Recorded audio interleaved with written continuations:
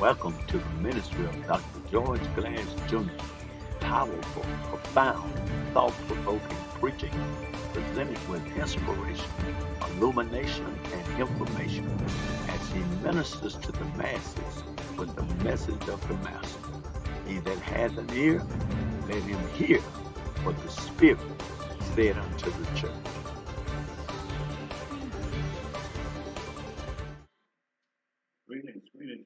Greetings, my brothers and sisters in Christ.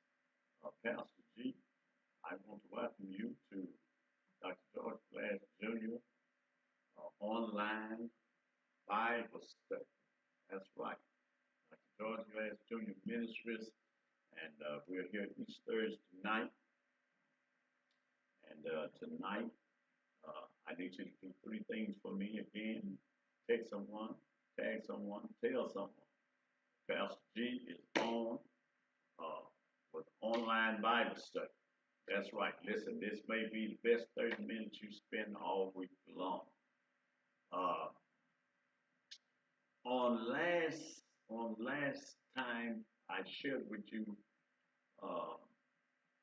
from Daniel chapter 3, where we deal with an episode in the life of Shadrach, Meshach, and Abednego, where Nebuchadnezzar sets up this golden image in the plains of Dura in the province of Babylon. It is required that at what time the people hear the sound of the music, they were to bow down and worship the golden image. However, these three men would not bow to the king's image. And because of that, they were reported to the king. And so we learned last time that whenever we are committed to God, there are three results. First, there is the first result of our commitment is that we will be tried. That's right, we will be tried. That's why we talked about the burdens and blessings of commitment. Because when you totally commit to Christ, you're going to be tried. Secondly, when we are totally committed, second result is that God will be glorified. That's right. When we are totally committed, God will be glorified. But then thirdly, when we are totally committed to God, the third and final result is that God blesses our lives. That's right. He blesses our lives. And so we talked about last time as it relates to great men. Last time we talked about that there wasn't that much different between them and anybody else. In fact, my brothers and sisters, what we really said was that great men, all great men, listen at me good, all great men have go through issues when they're committed to God. But we concluded that ordinary people can make an extraordinary impact on their own world. The secret, however, lies in being totally committed to the cause of Jesus Christ. That's right. If you read the biographies of great men, you will become convinced of a couple of things. Number one, all great men, as I said earlier, they have struggles. All great men have a fiery furnace usually in their lives. And the second thing is that the degree of their commitment, don't miss this, the degree of their commitment is what really makes them great. They weren't smarter than everyone else. They weren't faster than everyone else. They weren't better educated than everyone else. They were more committed. That's right. They were more committed. And so tonight, I want to look at developing commitment, because commitment is something that we develop. Developing commitment. How do we develop commitment in our lives? Well, from this story of Shadrach, Meshach, and Abednego, we can pull out several principles. Uh, and here's the first one. Commitment, my brothers and sisters, usually begins in an atmosphere of struggle. That's right. Commitment usually begins in an atmosphere of struggle. Very seldom, watch this now, very seldom do we see strong commitment arise out of a context of prosperity. Squandered time, wasted living, and distorted values may come out of prosperity. But commitment does not. The three Jews were captives in another land with new customs, new surroundings, new values, and different priorities. It was for them an atmosphere of struggle. Winston Churchill really achieved greatness during the struggle of World War II. And my brothers and sisters, his finest hour was the hour of confrontation, the hour of challenge. After the war, he became an average prime minister, but not a great one. As Churchill was anticipating the fall of France in 1940, he said, "The Battle of France is over. I expect the Battle of Britain is about to begin." Upon this battle depends the survival of Christian civilization. Let us therefore raise ourselves to our duties and so bear ourselves that if the British Empire and its Commonwealth last for 1,000 years, men will say this was their finest hour.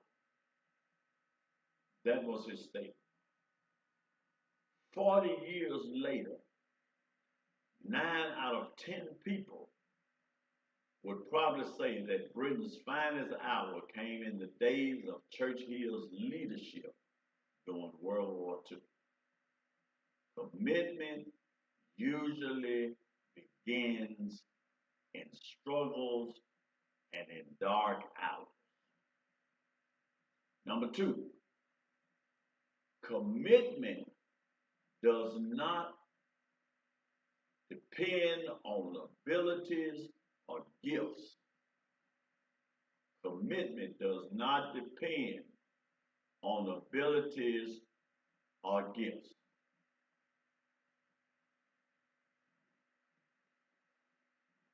Daniel, Shadrach, Meshach, and Abednego were met among many good-looking and intelligent youth chosen for special training. According to Daniel 1, 3, and 4, but I like to think they weren't, watch this, really chosen for those qualities. Rather, they were chosen because of their commitment. Commitment is the result of what? Choice. Commitment is the result of choice. It's not a condition.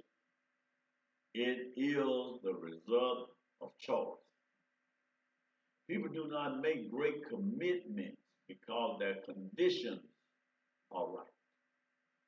People make great commitments because they choose to do right in spite of the conditions. Hear me good. People make great commitments because they choose to do right in spite of the conditions. In Daniel 1 and 8, it says, but Daniel made up his mind. The moment that Daniel made up his mind, the moment that Shadrach, Meshach, and Abednego made up their minds to serve God, that was their great moment. That's the moment God lifted them up. So my brothers and sisters, God blessed them because they chose commitment. One of the problems I see that's a great problem in the church is lack of commitment. We don't want to commit to anything. A lot of people don't want to unite with the church because they don't want to be committed to anything.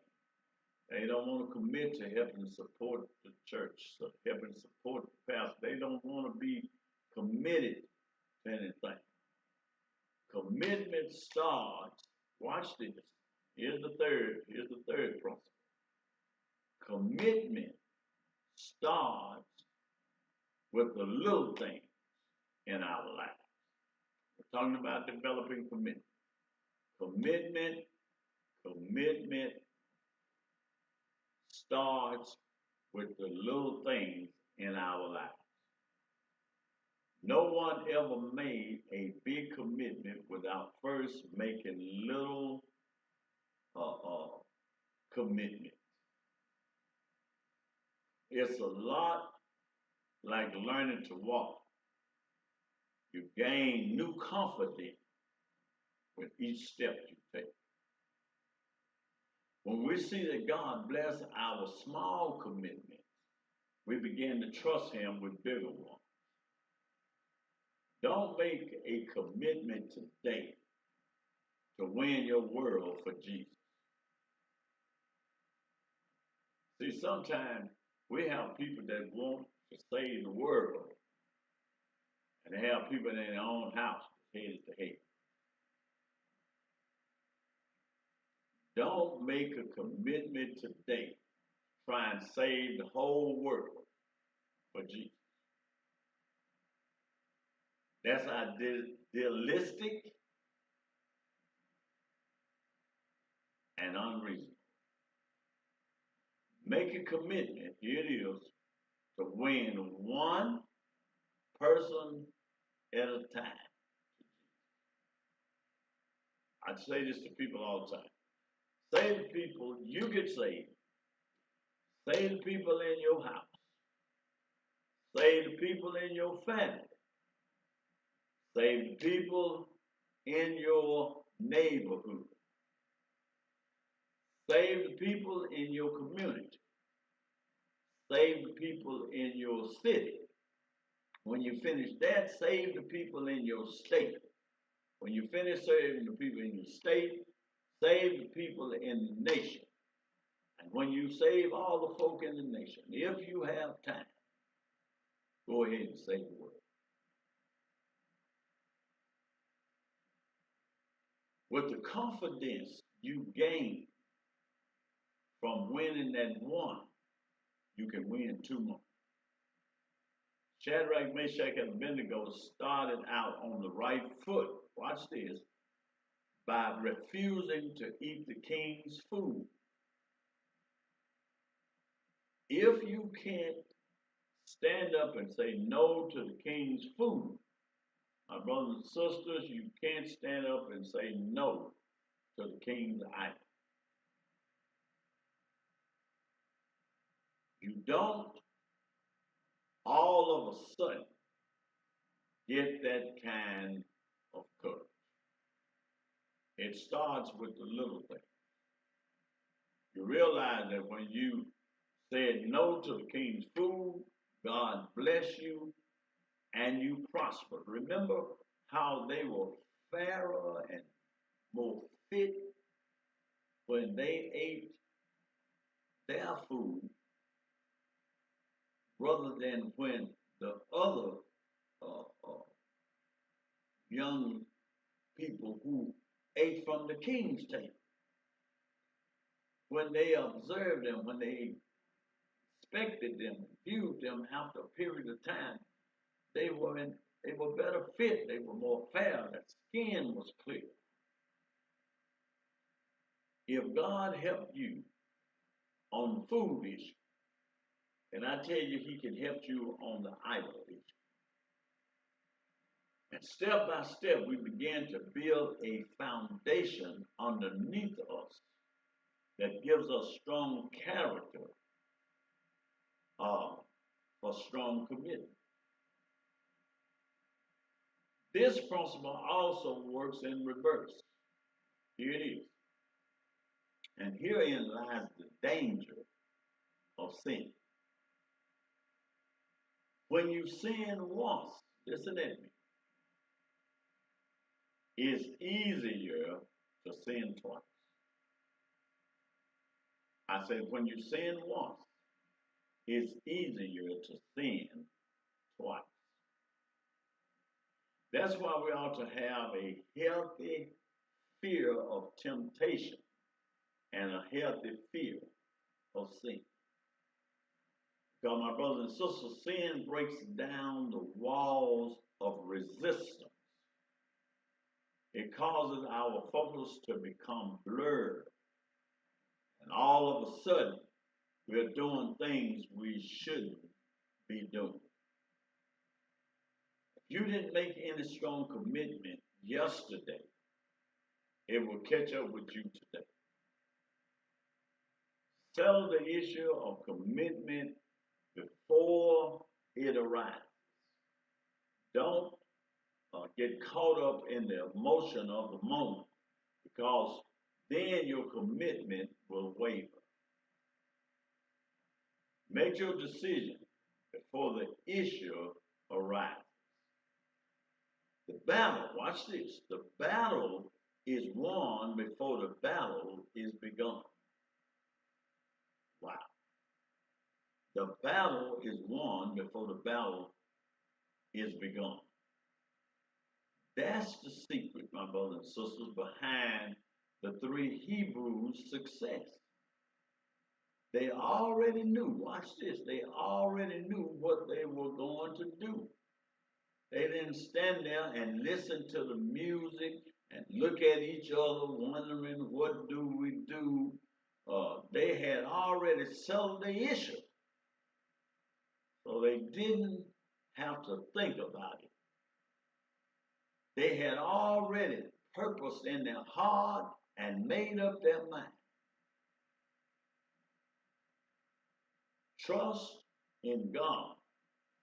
In Daniel 3:28, after the Hebrews, these Shadrach, Meshach, and Abednego, after they had been rescued and delivered, watch this, Nebuchadnezzar made an interesting statement.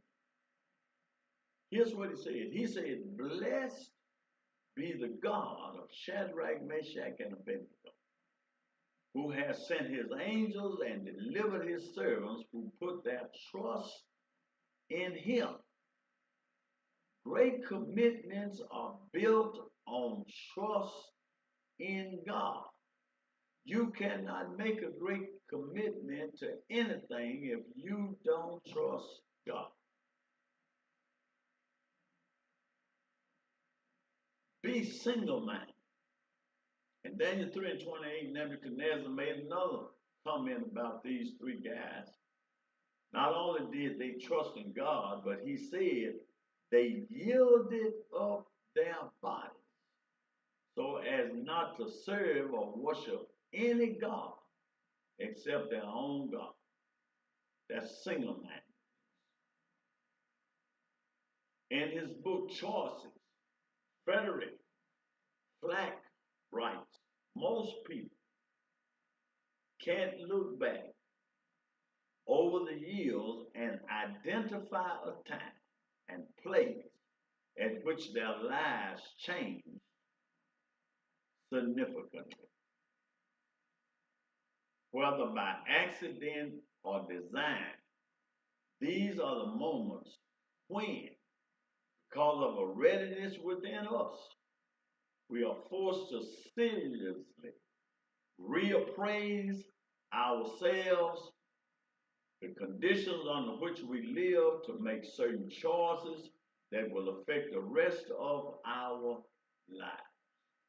We are never, watch this, too old for that to happen. Uh, there are some of you who are listening to me tonight, and you're thinking, my goodness, I've already been in this rut for 25 years. I've already been in this rut for 25 years. Can I tell you tonight, make some choices, make a commitment, take a risk. That's where the fruit, that's where the fruit is. It's never too late. Go for it. Don't allow your circumstance or age or whatever to limit you. Only you can limit yourself. Oswald Sanders' Spiritual Leadership is a good book. I believe most people that report reading it were convinced after reading the book that the only people who are going to affect their world for God are those who become leaders and take a stand on principles that perhaps the rest of the world doesn't stand.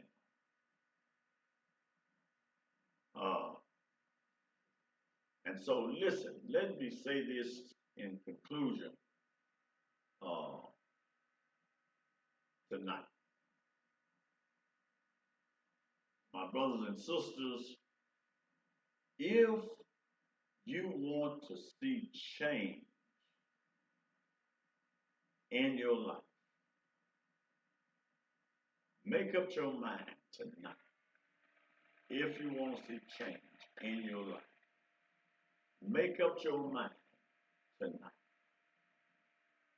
Not in the morning, tonight. That I'm going to, from this point forward, commit myself to the cause of Christ.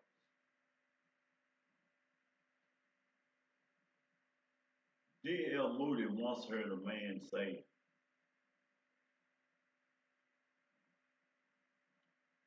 the world has yet to see what a change God can make in the world with one person who will commit themselves totally to Him. And D.L. Moody decided at that time, he said to himself, I will become that man. My brothers and sisters, that's my time. I'm Pastor G. Again tonight, I want to thank you for sharing. And Dr. George Glass Jr. Ministries, our online Bible study. Hopefully tonight, between last week and this week, this study on commitment will encourage you to take the leap of faith and start committing yourself to the cause of Christ. I promise you, you will see a drastic change in your life. Until next time, may the Lord bless you real good. May He cause His face to shine upon you. May He give you peace, is my prayer. God bless. Until the next time.